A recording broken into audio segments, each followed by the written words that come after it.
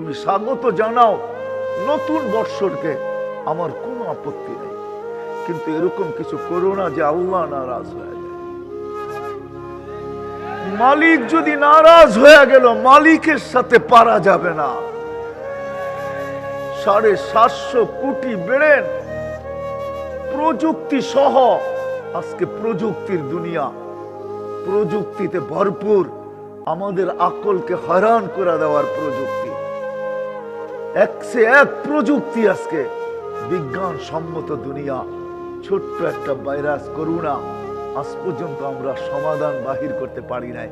750 কোটি ব্রেন দিয়া, এত প্রযুক্তি থাকা সত্ত্বেও, এত শক্তি থাকা সত্ত্বেও ছোট্ট একটা ভাইরাস, যার 20 লক্ষ একত্রিত করলে 1 গ্রাম ওয়েট হয় না, যেই ভাইরাসকে খালি চোখে দেখা যায় না, এমনকি মাইক্রোস্কোপ দিয়েও দেখা যায় না, যতক্ষণ পর্যন্ত এটাকে জুম না করা হয়, জুম ঘুরায় ঘুরায় বড় না করা হয়, দেখা যায় না।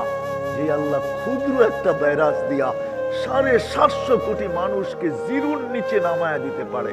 আজকে তো ভ্যাকসিনের মাধ্যমে একটু আশার আলো জ্বলে উঠছে, কিন্তু 2020-এ যখন করোনা আসছিল, তখন কিন্তু আমরা সবাই জিরোর নিচে ছিলাম, আমরা ছিলাম না।